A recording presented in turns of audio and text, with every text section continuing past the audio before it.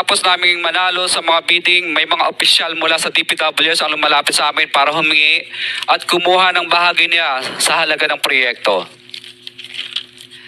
Ang hinihingi nilang porsyento ay hindi bababa sa 10% at umaabot pa sa 25% na naging kondisyon upang hindi maipit ang implementasyon ng kontrata. Ito ay binibigay namin sa kanila ng cash. Ang bawat transaksyon ay may karampatang voucher at ledger na nagsasaad ng mga araw at kung kailan nila ito natanggap.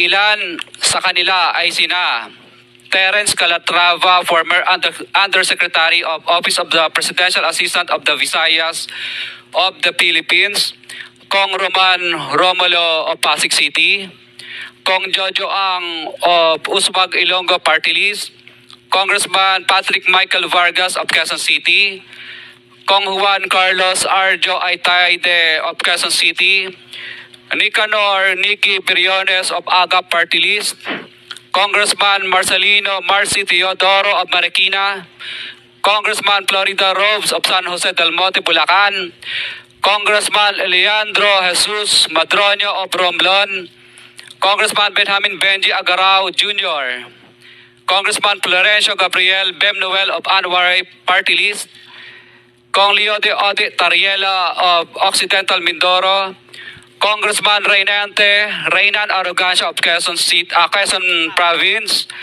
Kong Marvin Rillo of Quezon City, Kong Teodoro Haresco of Aklan, Kong Antonieta Yudela of Zamboanga Sibugay, Kong Dean Asisio of Caloocan, Kong Marivico Pilar of Quezon City.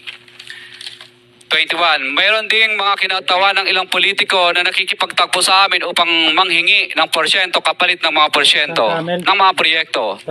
Ang mga porsyento ito ay 25% ay ipinipilit sa amin bilang karaniwang kalakaran na wala akong kakainang tanggihan.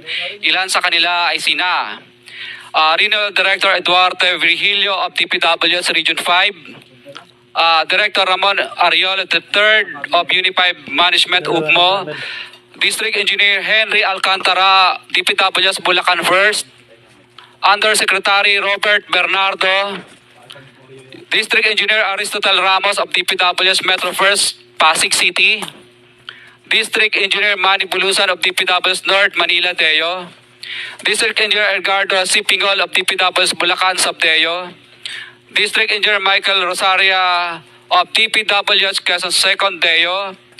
Karamihan sa mga kawani ng DPWs na nabanggit sa itaas ay paulit-ulit na binabanggit ang delivery ng pera ay para sa kay Saldico na dapat at least 25%.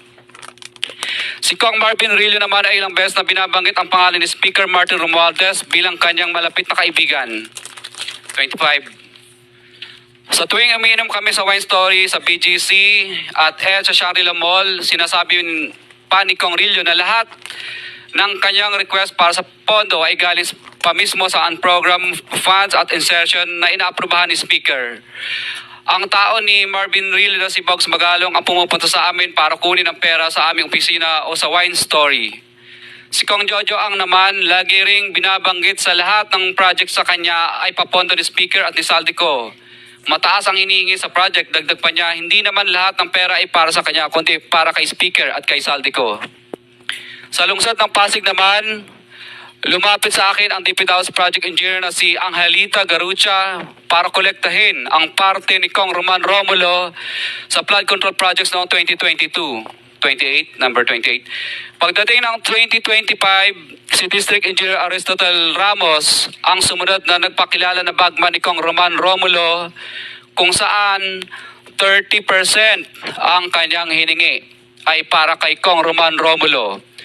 Sinabihan ko kay D.E. Ramos na masyado namang mataas, ngunit sinabi niya na walang magagawa dito dahil pondo ito galing sa unprogrammed funds at insertion galing sa taas.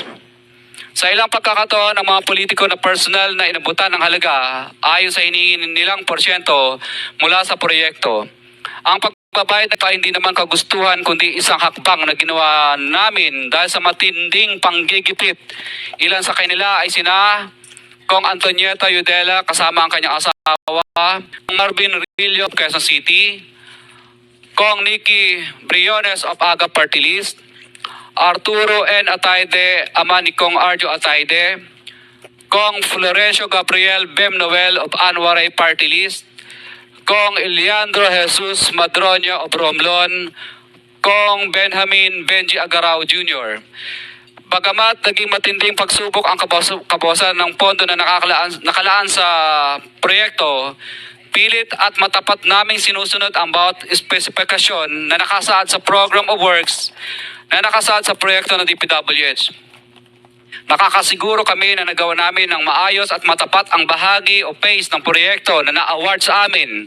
Sa katunayan, hindi kami mababayaran ng DPWH kung hindi ito dumaan at pumasa sa maraming material testing na naaayon sa design ng DPWH. Ina-assess at ini-inspect ng DPWH ang bawat proyekto base sa natapos na parte o accomplishment. Napilitan kami na i-absorb ang kabawasan na ito na nagdudulot ng maliit na kita o pagkalugi sa ilang projects. Para makabawi, ginagamihan na lang namin ang partisipasyon sa mga projects. Taliwas sa mga lumalabas na may mga impormasyon sa publiko, hindi kailanman kami gumawa ng ghost projects. At masugid kami nag-i-inspect sa lahat ng aming mga natapos na projects. Handa po kaming tumistigo ng walang pilit at kusang loob bilang state witness at sabihin ang lahat ng nangyayaring katiwalaan ng Kamara, DPWH at iba pang mga kawani ng gobyerno upang gawin ang tama. Kami ay lubos na humihingi ng tulong sa Senate Blue Ribbon Committee na pinamumunuan ng buting Chairman Senator Dante Marcoleta at kay President Bongbong Marcos para sa proteksyon at seguridad ng aming pamilya. Ang salaysay na ito ay kusang loob naming ginawa at walang sino mang pumilit na gawin ito. Sa katotohanan ng lahat ay nilagdaan namin ang salaysay na ito ng kusang loob at walang pumipilit. Sign, Pacifico of Vizcaya, nagsasalaysay.